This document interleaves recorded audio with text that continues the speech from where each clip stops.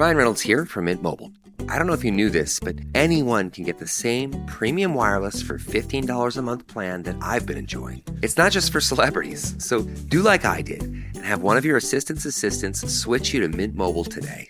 I'm told it's super easy to do at mintmobile.com/switch. Upfront payment of $45 for 3-month plan, equivalent to $15 per month required. Intro rate first 3 months only, then full price plan options available. Taxes and fees extra. See full terms at mintmobile.com. El hijo primogénito del rey David violó a su propia media hermana, la encerró en una habitación, ignoró sus súplicas, usó la fuerza y después la echó a la calle como si fuera basura.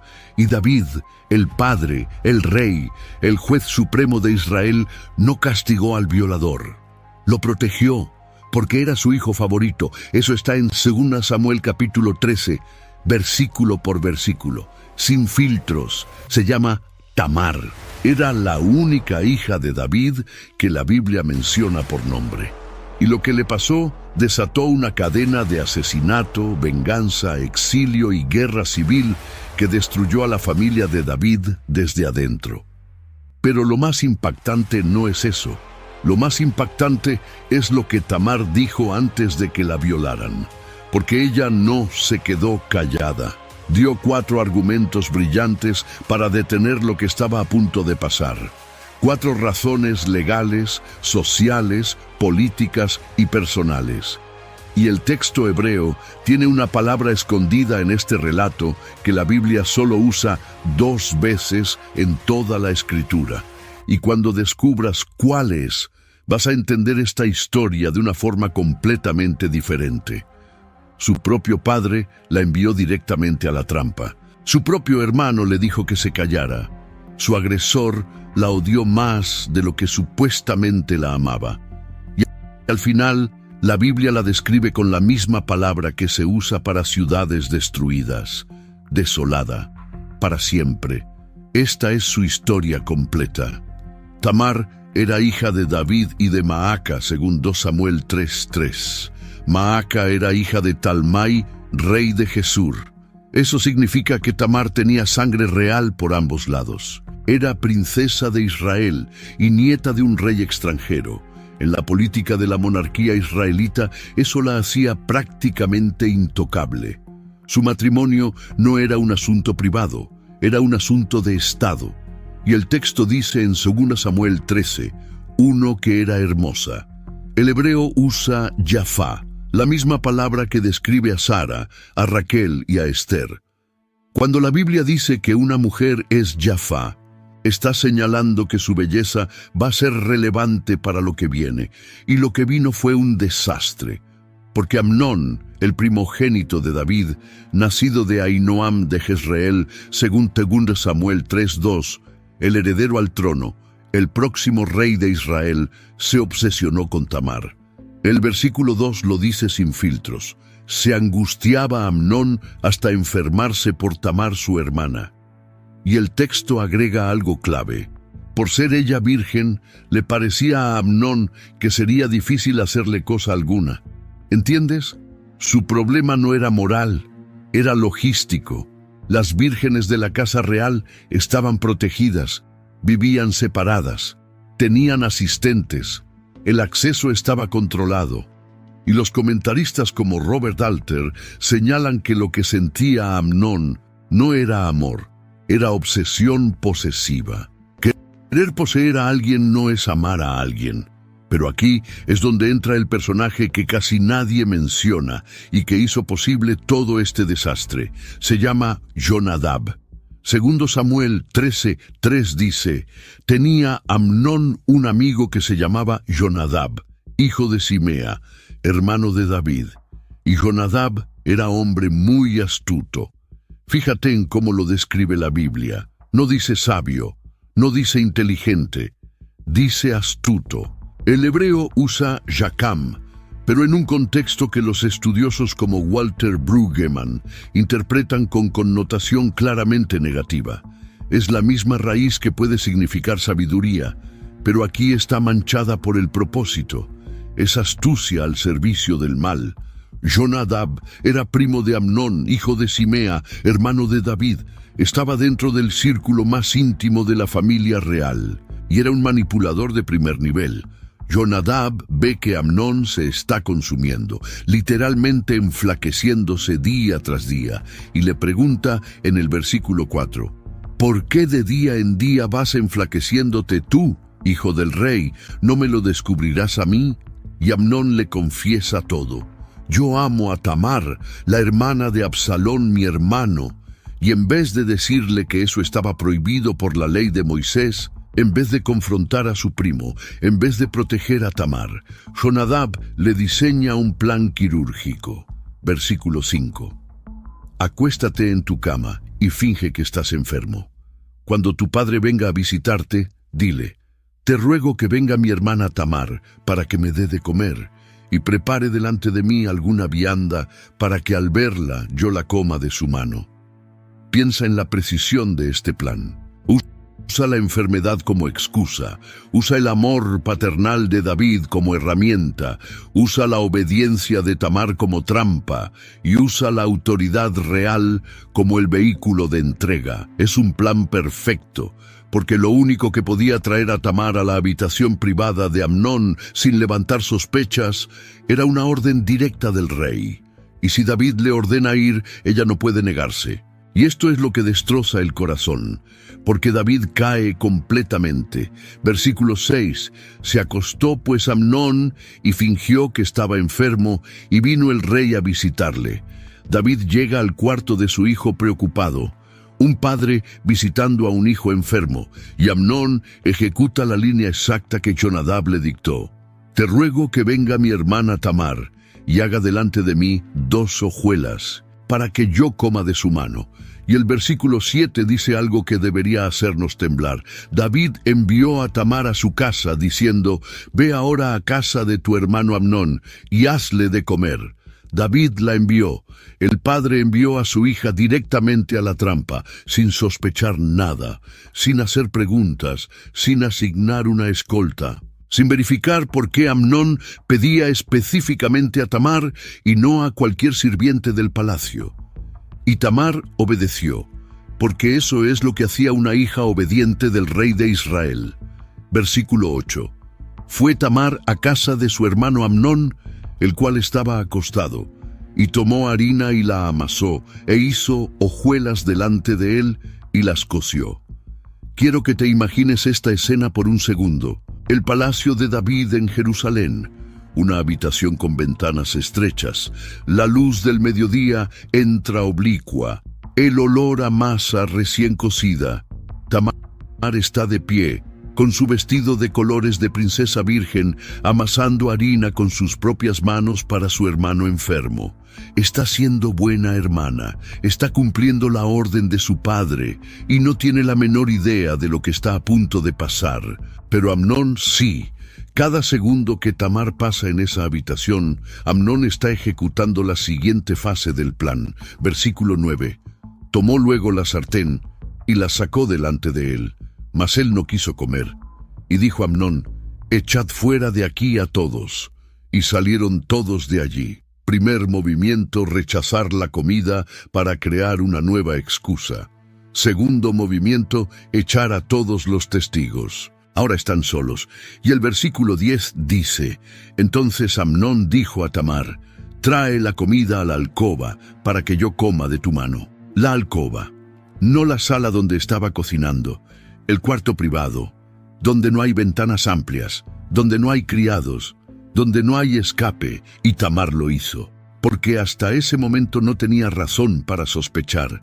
Era su hermano, estaba enfermo, su padre le había dicho que fuera. ¿Por qué iba a desconfiar?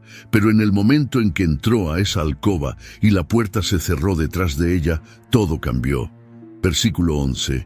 Y cuando ella se las puso delante para que comiese, asió de ella y le dijo, ven, hermana mía, acuéstate conmigo. Y aquí es donde Tamar hace algo extraordinario. Algo que muchos predicadores pasan por alto cuando cuentan esta historia. Tamar no se queda en silencio. Tamar no se paraliza, Tamar argumenta, Tamar pelea con la única arma que tiene en ese momento, las palabras, y sus argumentos son brillantes. Versículo 12. Ella entonces le respondió: no, hermano mío, no me hagas tal vileza, porque no se debe hacer así en Israel. No hagas tal vileza. El primer argumento, la ley. Esto viola la ley de Dios para Israel. Deuteronomio 22 tenía provisiones específicas sobre este tipo de agresiones. Tamar apela a la identidad nacional. Esto no se hace en Israel. Somos diferentes a las naciones paganas. Tenemos una ley. Tenemos un pacto. Versículo 13. Porque ¿a dónde iría yo con mi deshonra? Segundo argumento. Piensa en las consecuencias para mí. En la cultura del antiguo Israel, una mujer que perdía su virginidad fuera del matrimonio quedaba socialmente destruida. No había segundo matrimonio posible. No había reintegración social. Tamar le está diciendo: si haces esto, me destruyes para siempre. ¿Eso es lo que quieres? Y luego viene el tercer argumento, y aún tú serías estimado como uno de los necios en Israel. Piensa en ti mismo. Amnón, si haces esto pierdes todo, tu reputación, tu derecho al trono, tu posición como primogénito. Serás un necio, un Nabal en hebreo, que es la misma palabra que se usa para describir a Nabal, el esposo de Abigail, en 1 Samuel 25:25, el hombre más despreciado de esa narrativa. Tamar le está diciendo: vas a ser como Nabal, un nombre sinónimo de vergüenza. Y entonces, en un acto de desesperación absoluta, Tamar ofrece la única salida posible. Final del versículo 13. Te ruego que hables al rey, que él no me negará a ti. Tamar le está diciendo: si realmente me quieres, hazlo de la forma correcta. Pídeselo a mi padre. Él no va a decir que no.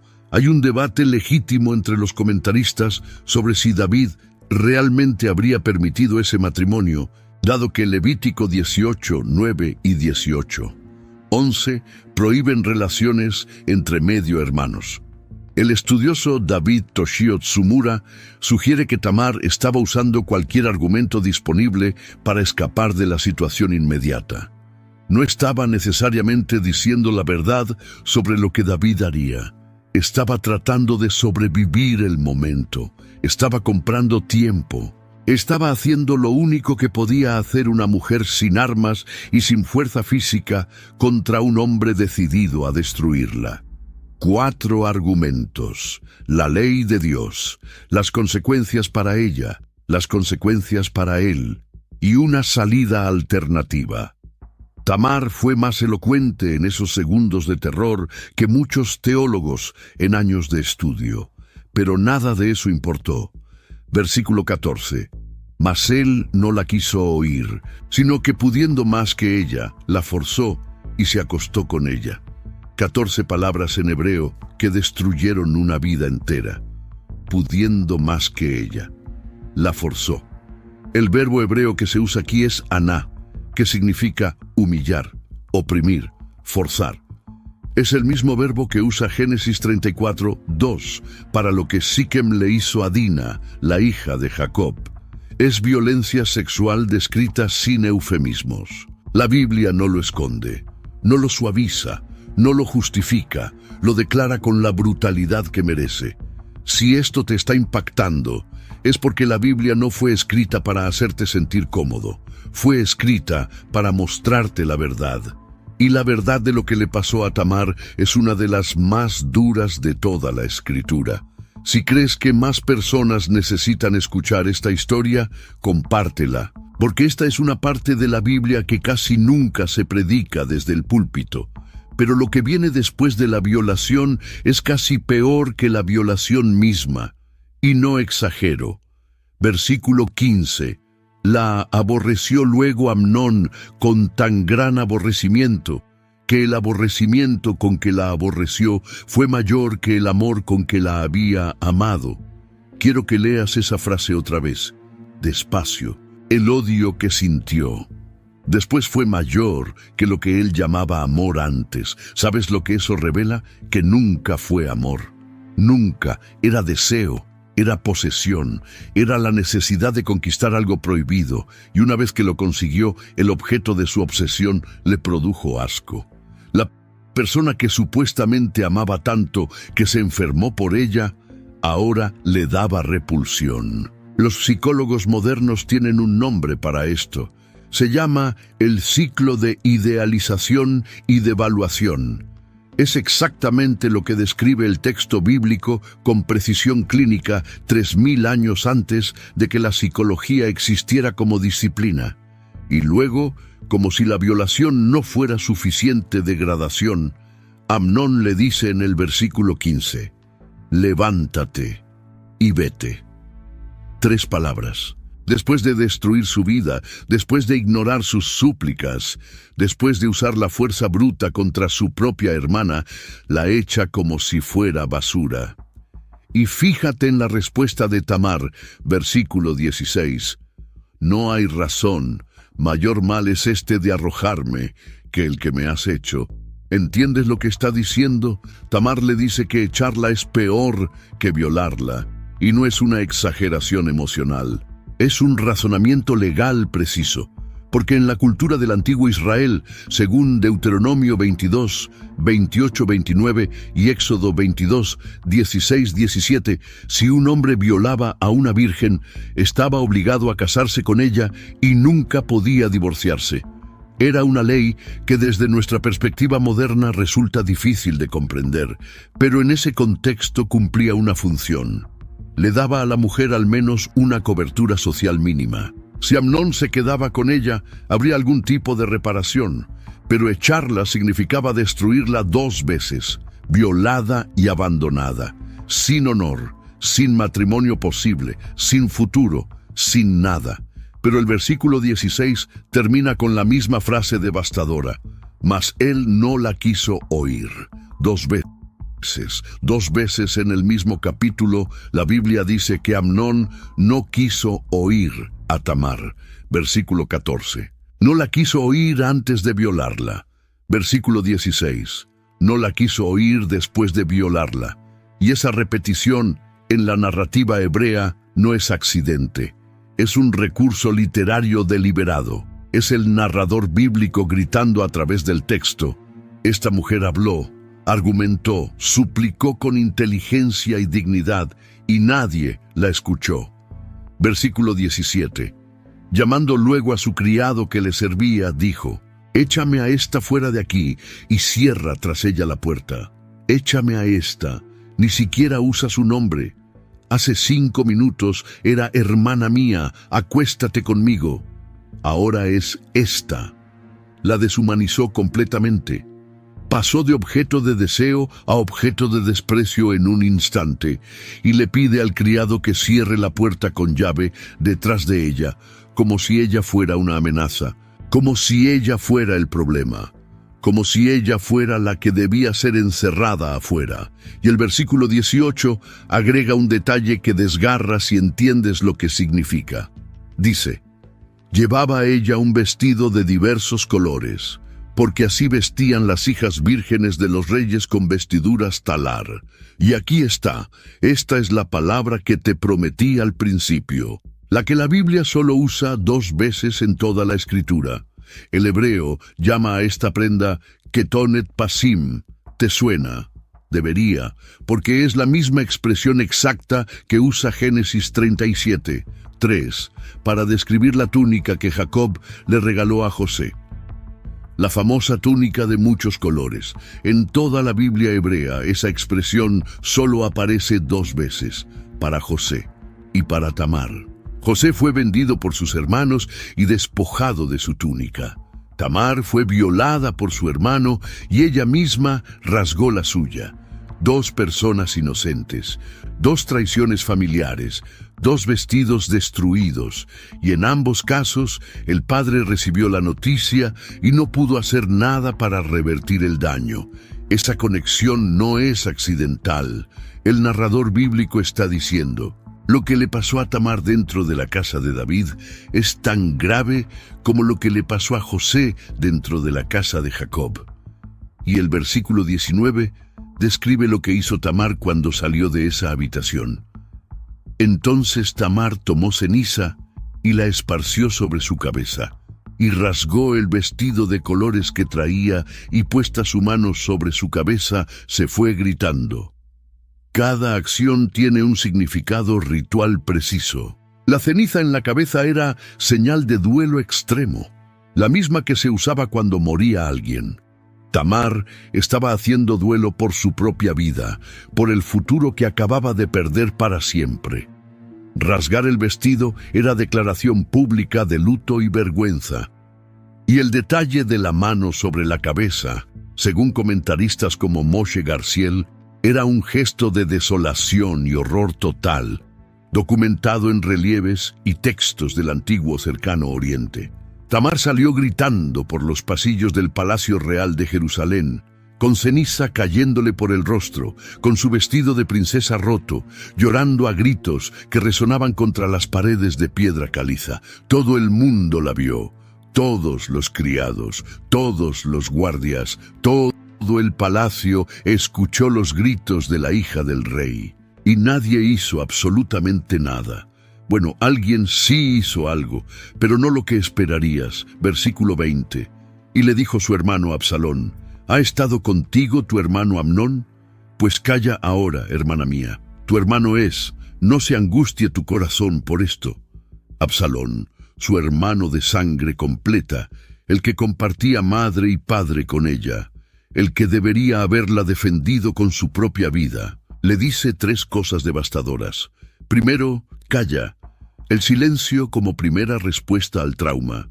Segundo, tu hermano es, la relación familiar como excusa para no buscar justicia.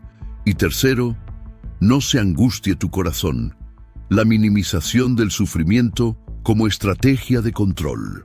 Tres frases que suenan a consuelo, pero que en realidad son tres candados en la boca de una víctima. Y si te parecen familiares, es porque se siguen usando hoy. No hagas un escándalo. Es familia, no es para tanto. Las mismas palabras, 3000 años después. Y el texto cierra esa escena con una frase que funciona como un puñal clavado en el centro del relato. Y quedó Tamar desolada en casa de Absalón, su hermano. Desolada. El hebreo usa shomemá. Es la misma palabra que Isaías 54.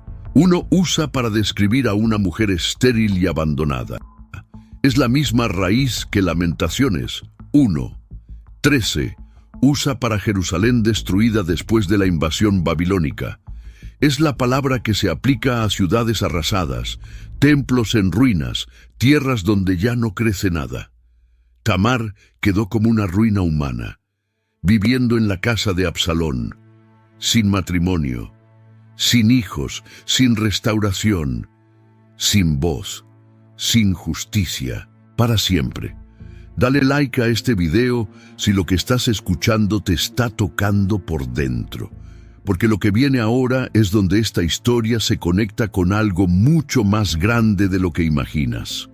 Hasta ahora te he contado lo que le pasó a Tamar, pero falta la parte que revela cómo una sola injusticia destruyó una dinastía entera. Porque el hombre que tenía el poder absoluto para cambiar todo, eligió no hacer nada. Versículo 21. Y oyó el rey David todas estas cosas, y se enojó mucho. Se enojó mucho. David escuchó que su hijo primogénito violó a su hija, y se enojó. ¿Y después qué? El versículo no dice nada más sobre su acción. ¿Sabes por qué? Porque David no hizo absolutamente nada. Y para entender esa inacción, necesitas ver el panorama completo del palacio de Jerusalén en ese momento. Porque esto no era solo una familia, era una corte real con facciones políticas en guerra silenciosa. David tenía al menos 8 esposas mencionadas en las Escrituras. De cada esposa tenía hijos, y cada hijo representaba una línea de sucesión diferente. Amnón, el primogénito, nacido de Ahinoam; Daniel o Kileab, el segundo, nacido de Abigail; Absalón, el tercero, nacido de Maaca, la princesa de Jesur; Adonías, el cuarto, nacido de Hagit. Según Samuel 3:2-5, la lista sigue. Cada uno de estos hijos tenía una madre diferente, una facción diferente y un interés diferente en el trono. Si David castigaba a Amnón, estaba eliminando al primogénito de la línea de sucesión. Eso beneficiaba directamente a Absalón, el tercer hijo, cuya madre era hija de un rey extranjero con ejército propio. Castigar a Amnón habría sido interpretado como un movimiento político a favor de la facción de Jesús. Y David, que ya había ganado el trono después de una guerra civil de 7 años contra la casa de Saúl, sabía exactamente lo que pasaba cuando las facciones empezaban a pelear por la sucesión. Y aquí viene algo que te va a hacer mirar a David de una forma totalmente diferente. La Septuaginta, la traducción griega del Antiguo Testamento, hecha por eruditos judíos en el siglo III a.C., incluye una frase adicional en el versículo 21 que no aparece en el texto hebreo masorético, pero que probablemente refleja una tradición textual más antigua. Dice: «Pero no entristeció el espíritu de Amnón, su hijo, porque lo amaba, pues era su primogénito». David no solo falló en castigar a Amnón, activamente lo protegió, porque era su favorito, porque era el heredero, porque la política pesó más que la justicia. Y si tienes ojos para ver el patrón, lo que está pasando es espeluznante, porque apenas un año antes, el profeta Natán había entrado al palacio de David y le había dicho cara a cara, según 2 Samuel 12:11, «Así ha dicho Jehová, he aquí yo haré levantar el mal sobre ti de tu misma casa». Era el juicio por el pecado con Betsabé. David había usado su poder de rey para tomar a la esposa de Urías. Mandó a Urías al frente de batalla para que muriera. Y ahora su propio hijo usaba su poder de príncipe para tomar a su propia hermana. David manipuló a Urías con una cena y vino para que durmiera con Betsabé y cubriera el embarazo. Amnón manipuló a David con una enfermedad fingida para que enviara a Tamar a su habitación. El hijo repitió el patrón del padre, pero sin un ápice de arrepentimiento, y esto es lo que casi nadie te dice cuando predican el Salmo 51. Sí, David se arrepintió. Sí, escribió uno de los salmos más profundos de toda la Escritura. Pero las consecuencias de su pecado no desaparecieron con el arrepentimiento. El perdón de Dios es real, pero las consecuencias del pecado también son reales. Y esas consecuencias entraron a la casa de David, se sentaron a su mesa y devoraron a su familia desde adentro, empezando por la persona más inocente del palacio, Tamar. Si estás suscrito a este canal es porque te importa conocer la Biblia como realmente es, no la versión editada que se predica los domingos.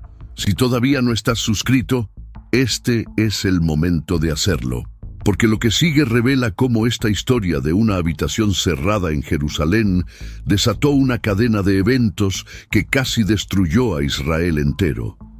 Absalón le dijo a Tamar que se callara. Pero Absalón no había perdonado. Absalón no había olvidado. Absalón estaba calculando. El versículo 22 dice: «Mas Absalón no habló con Amnón ni malo ni bueno», aunque Absalón aborrecía a Amnón porque había forzado a Tamar su hermana. Ni malo ni bueno, silencio total, cero contacto, durante 2 años completos. Imagínate eso. Cada fiesta en el palacio, cada celebración del calendario religioso, cada reunión de los hijos del rey, Absalón y Amnón sentados en la misma mesa, comiendo del mismo pan, bebiendo del mismo vino, y Absalón sin dirigirle una sola palabra, sin una mirada, sin un saludo. Y Amnón tan arrogante, tan seguro de su impunidad como primogénito protegido por David, que ni siquiera se dio cuenta de que estaba sentado junto al hombre que planeaba matarlo. Y David, el gran guerrero, el estratega que derrotó a filisteos y amonitas y moabitas, el hombre que leyó el campo de batalla mejor que nadie en su generación, no se dio cuenta de que su propia casa estaba a punto de explotar. 2 años, 730 días de odio acumulado, y cada día que pasaba sin justicia para Tamar era un día más de combustible en el fuego que Absalón estaba alimentando. Y entonces llegó el momento perfecto, versículo 23. Aconteció pasados 2 años, que Absalón tenía esquiladores en Baal-Hazor, que está junto a Efraín, y convidó a Absalón a todos los hijos del rey. La esquila de ovejas era un evento festivo en la economía agrícola de Israel. Había banquete, abundancia de vino, celebración. Era como las fiestas de cosecha, y Baal-Hazor estaba lejos de Jerusalén, a unos 25 kilómetros al norte, lejos de los guardias del palacio, lejos del control real. Un lugar perfecto para una emboscada. Absalón invitó a David. David dijo que no, que sería una carga económica para él. Entonces Absalón hizo la jugada maestra. Versículo 26. Dijo Absalón: si no, te ruego que venga con nosotros mi hermano Amnón. David se extrañó. Le preguntó por qué quería que Amnón fuera, pero Absalón insistió, y David cedió. Envió a Amnón con sus hermanos al banquete. ¿Ves el patrón? Es idéntico. 2 años antes, Amnón usó a David para enviar a Tamar a su trampa. Le pidió que la enviara, y David la envió sin preguntas. Ahora Absalón usa a David para enviar a Amnón a su trampa. Le pide que lo envíe, y David lo envía sin preguntas. El mismo padre, la misma manipulación, la misma ceguera. El rey que podía ver todo el tablero político de Israel y las naciones vecinas, pero no veía lo que estaba pasando dentro de los muros de su propia casa. Versículo 28. Y Absalón había dado orden a sus criados diciendo: os ruego que miréis cuando el corazón de Amnón esté alegre del vino, y al decir yo: herida a Amnón, entonces matadle. No temáis, ¿no os lo he mandado yo? Esforzaos pues y sed valientes. Esperó a que Amnón estuviera borracho.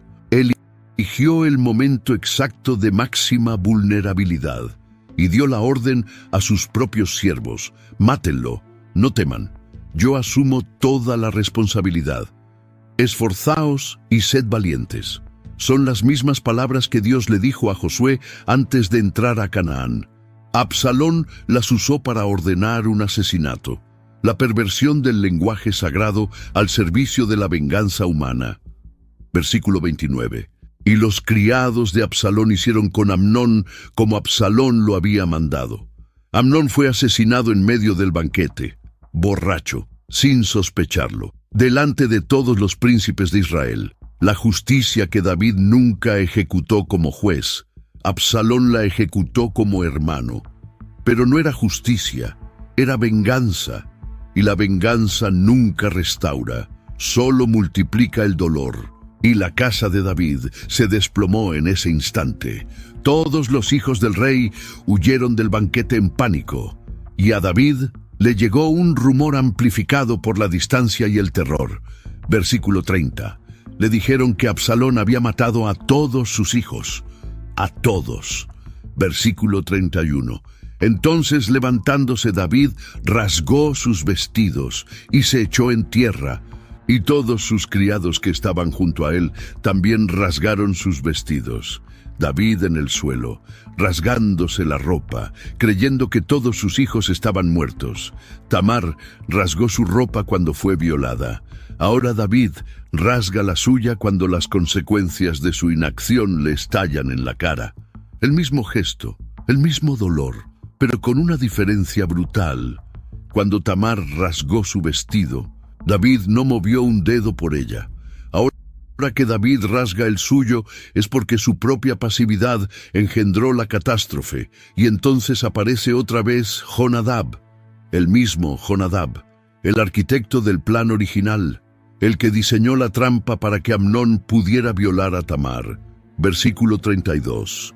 No diga mi señor que han dado muerte a todos los jóvenes hijos del rey, pues solo Amnón ha muerto, porque por mandato de Absalón esto había sido determinado desde el día en que forzó a Tamar, su hermana. Jonadab sabía, desde el principio, sabía desde el día de la violación que Absalón iba a matar a Amnón, y no dijo nada.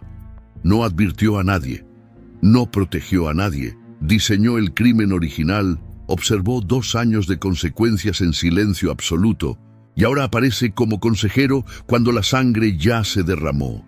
Es quizás el personaje más despreciable de toda la narrativa de David. No por lo que hizo, sino por todo lo que dejó pasar sin mover un dedo. Absalón huyó. Versículo 37 dice que se fue a Jesur con su abuelo materno Talmai. Estuvo exiliado 3 años. Y el versículo 39 cierra este capítulo con una frase que desnuda el corazón roto y contradictorio de David. Y el rey David deseaba ver a Absalón, porque ya estaba consolado acerca de Amnón, que era muerto. David extrañaba a Absalón. Se había consolado de la muerte de Amnón. Pero, ¿y Tamar? ¿Dónde aparece Tamar en este versículo? En ningún lugar. David nunca buscó justicia para ella. Se enojó. Sí. Lloró por Amnón cuando murió. Sí. Extrañó a Absalón en el exilio. Sí. Pero Tamar desapareció del texto bíblico. Después del versículo 20 de 2 Samuel 13, nunca más se menciona su nombre en una acción narrativa.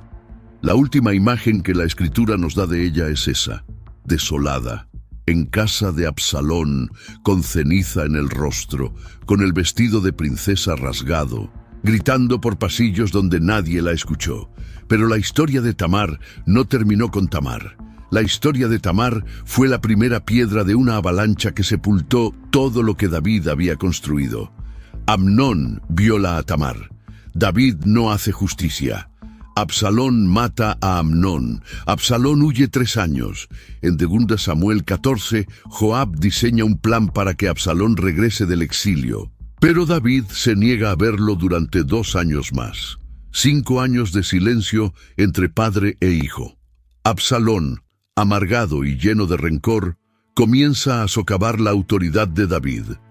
En 2 Samuel 15:4, se paraba cada mañana en la puerta de Jerusalén y le decía a todo el que venía buscando justicia del rey: tus palabras son buenas y justas, mas no tienes quien te oiga de parte del rey. ¿Escuchaste eso?